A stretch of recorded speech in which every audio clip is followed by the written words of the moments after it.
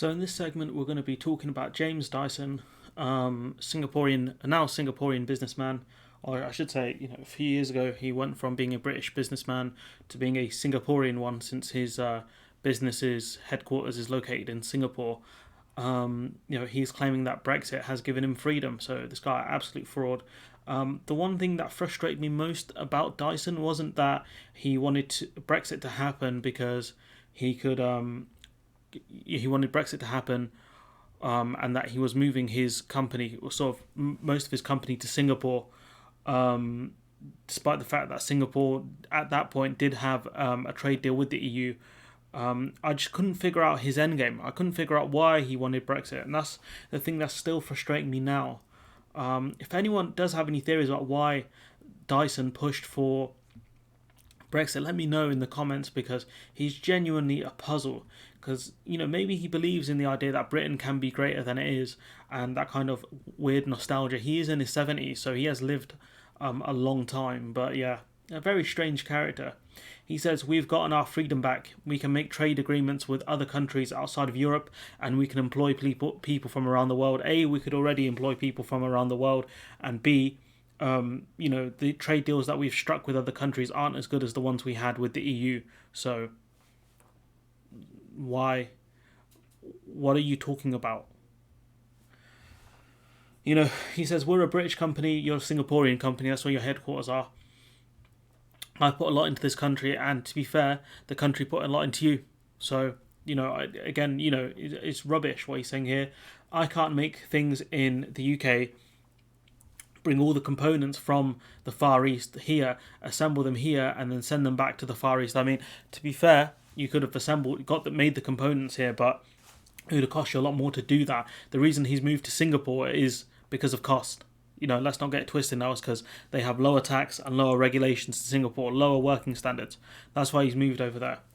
The interview came as Dyson announced plans to create 200 new jobs at its research facilities in Wiltshire. So that's great. A billion pound company creating 200 jobs. Yeah. But, these will be well-paid jobs. So, there are some benefits there, research jobs. Dyson said the end of the UK's transition period with the UK had enabled Dyson to hire the engineering talent it was lacking in the UK. That's a massive lie, because the UK could already get people from outside of the EU. Yeah, there's admin and other things that come with that, a visa, but now all you've done is made it so EU workers who want to come here need a visa as well. And he talks about, this treats everyone fairly, but all you've done is made your life more difficult, because if you needed to get talent from abroad, your life doing that has become way harder, because they need to earn a certain amount, they need to have a certain amount of qualifications, etc. So what you've done is just lie again. James Lyson. But experts say the UK companies who want to hire from outside the EU are in no better position than before, while attempts to hire EU workers now face significant costs and administration that did not exist before. Also, the amount of xenophobia that non-EU and EU workers face in the UK. Why would people from the EU want to come here now? Because now they have more hoops they have to jump through, and of course the xenophobia that pushed away certain people post-Brexit referendum. So the arguments he's making here are just extremely fraudulent. He says, "We have 60 different nationalities on site. Well done. You've hired people from around the world. What do you want? Oh yeah, there's my minority over there. He works here. He's from Bangladesh. This other dude's from India. I could hire them now because I couldn't do so before, even though visa requirements haven't actually changed." So yeah, I don't understand what his point is. It's just lies at this point. Either that, or he has he does not run his company that much, and it's other people who are in charge of the vast majority of his company. He's just there as the figurehead. That's the only thing I can think of right now, because this man's blatantly lying. As we have, that we mentioned that I employ them from all over the world. Well done. Credit to you then. This is some analysis here from Andrew Walker, who says, "It is certainly true that Brexit, and specifically leaving the customs union, gives Britain freedom to do trade deals without having to go through the EU's external trade policy. Like I've said before, though, we haven't actually done any deals that are better than what the EU have done. If anything, some of our deals are worse, like the one with Japan, and the rest are rollover deals. So, well done, Liz Truss. You did what the EU did, but worse." So far, that freedom has been devoted to maintaining the level of access to certain overseas market that British businesses had by virtue of EU trade agreements.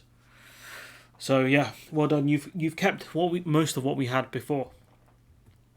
Others are now possible, some with the US, but it won't be easy because of food standards, for example, as a contentious issue. Also, the fact that, as it states here, the economic analysis says this benefit will be very modest, so it'll be very low in terms of GDP. And the fact that that trade deal right now, as it stands, is impossible given that the situation with Northern Ireland, Joe Biden, wouldn't want that. Us to do anything stupid with the Northern Ireland Protocol, and also the fact that if we have to lower food standards to get an American deal, what it does, it means that British farmers will also have to lower standards, or British farmers will be at a competitive disadvantage with American farmers. So more Brexit winnings. So Dyson could have employed more non-EU people before. There were hoops to go through, and even now, with the new immigration system, there still are. The terms of Brexit make it more difficult for EU nationals than it was while the UK was a member. So, congrats, you've just made the system more difficult for everyone instead of just non-EU people. Well done. Do you want a cookie? We've got a bit more taxes. So Dyson said the reason he had moved to Dyson, Sir James Dyson said the reason he had to move Dyson out to Asia was because of Dyson's British suppliers didn't want to expand with us. I think, what are you saying, that the manufacturers in Britain are like, do you know what, we don't want to make more money and we're going to risk losing you? Yeah, all right, mate. Definitely going to believe that one. Because I've invested $2 billion on this site in Wiltshire. I mean, R&D is expensive. That's where most of a company like Dyson's costs are going to go. But this is how you make money, friend. I mean, you could have moved your R&D department to Asia or wherever. There's probably some sort of reason why you're still in the UK, given that your headquarters aren't here. Maybe he has some sort of still affiliation with the UK despite leaving, manufacturing and his headquarters to Singapore. Maybe he still thinks that Britain can still be a powerhouse. Who knows? He says, I'm taking on more people here. I employ 4,000 people. I pay a large amount of tax here. I mean, again, that's great, but you benefit from the UK as well. You benefit from an educated workforce and modern, up-to-date facilities, roads, infrastructure. You benefit from all that. So congratulations. If you wanted to move your R&D department, you might as well have to Singapore, but I bet you the reason you didn't is because there's probably more talent in Europe and in the UK than it is in Asia, potentially, and because you already have your R&D department set up here, it'd be very expensive to move and set up everything back in Asia, especially given how small Singapore is. So, again, he's telling more lies here, and it gets more and more painful the more you read into this article, to be honest with you. He says about the Oxford AstraZeneca vaccine that the UK had an independence of spirit and that was able to shine through, even though, as the article mentions, that was still made whilst we were a part of the EU, and also this is the vaccine that many countries have stopped using now because of the risk of blood clots, which are still way lower than if you actually caught COVID. It's very, very low that you would have a blood clot, but the UK have stopped using this vaccine for under 30s, and we're using the Moderna one, which I believe was developed in America, and the Pfizer one, which was majorly developed by BioNTech, who are a German company run by, I think they are Turkish migrants. So, that proud British spirit and that proud British vaccine not being able to be used on British people under 30s because of the potential risk of blood clots. British, proud, pride. Where's it all gone? Because this vaccine's getting ditched by, I think even Denmark has ditched it as well. So this guy, Dyson, ultimate fraud. Such a fraud. I cannot... It's painful. It's painful.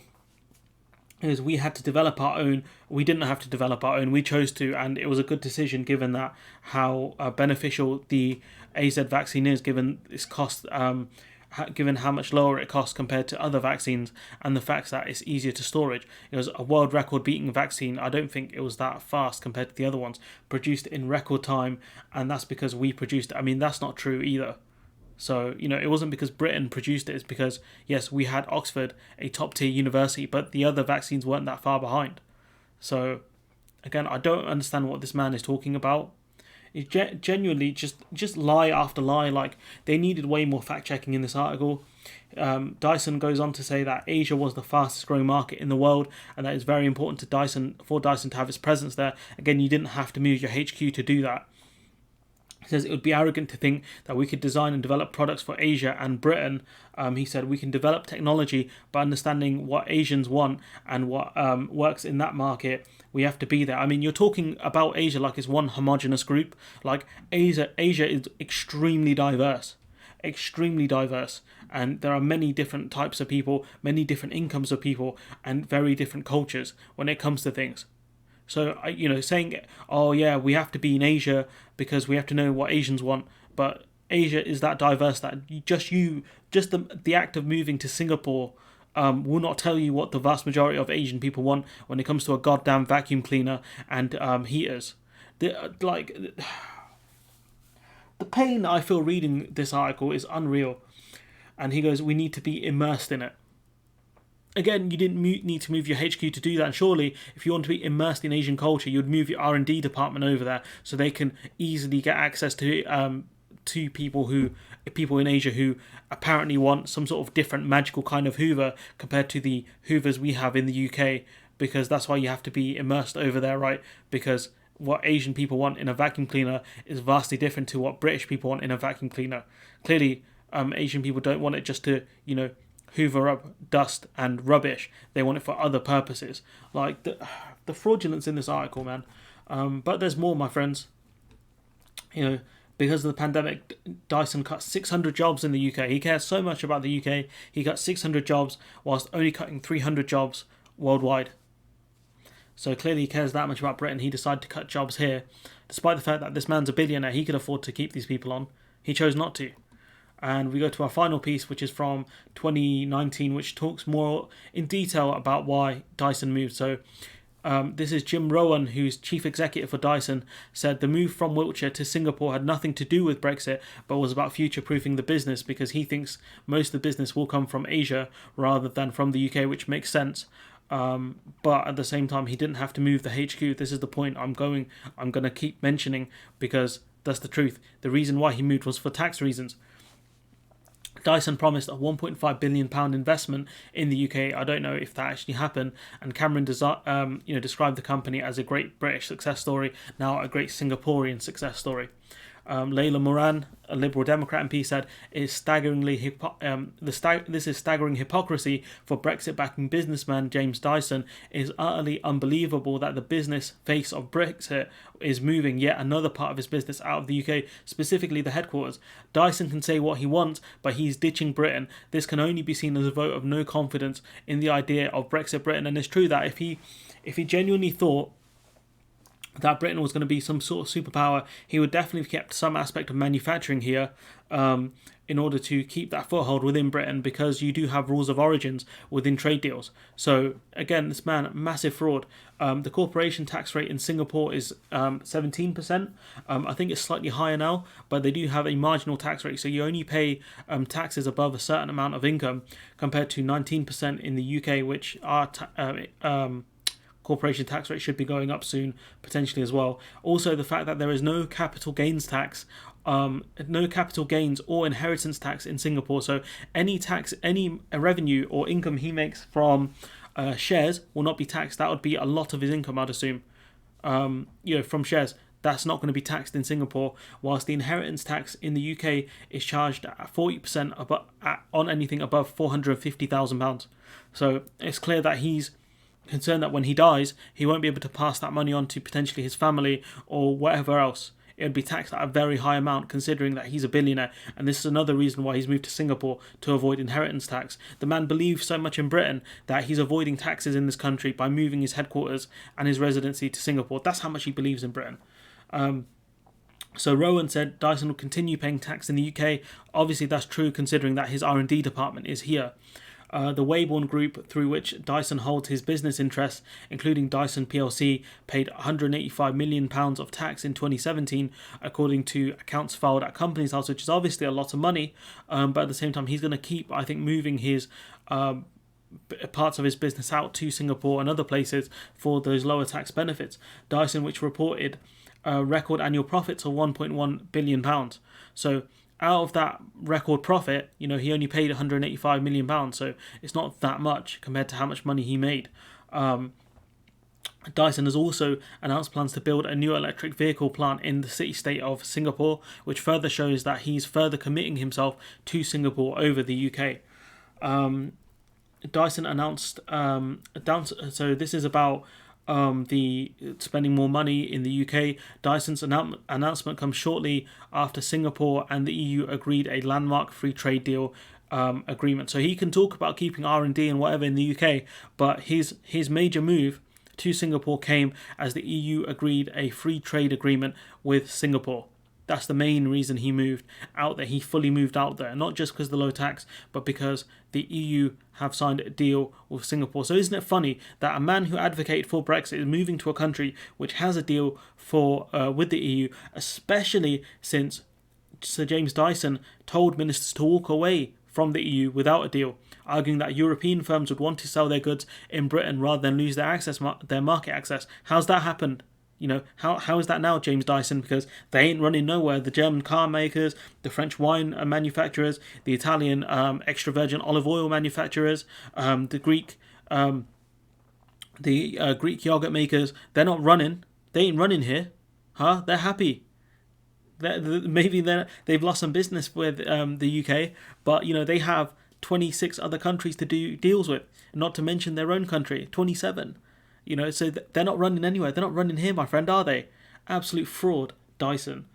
It says he's not the only Brexit-backing billionaire to pull out from the UK since the Brexit vote. Sir Jim Ratcliffe, the UK's richest person with £21 billion fortune, was revealed last year to be planning to leave Britain for tax-free Monaco. Because what these guys really want is for the UK to become a Singapore on the Thames. That's what they really wanted, for us to become low tax, low regulation, low workers' benefits, but they never got that. And they'll never fully move back here because of that reason. That's the reason why they moved to places like Monaco and like Singapore, because they're low tax, low regulation, no inheritance tax, no capital gains tax. They can make a ton more money over there. And the thing I don't get is, if you were going to move to Singapore in the first place, right, why did you advocate for Brexit? I don't understand. That's the thing that puzzles me most about this guy. I get it. Moving to Singapore, you pay lower taxes, you make more money, capitalism, greed, blah, blah, blah, the rest of it. I get that. But why are you talking about all this British patriotism and all this stuff when you have backed out of Britain and you've decided to move? Despite the fact that you advocated for Brexit, I cannot figure this man out for the life of me. So I'm going to leave it there. Let me know what you think in the comments below. Like, comment, share, subscribe, and hopefully I'll see you in the next one.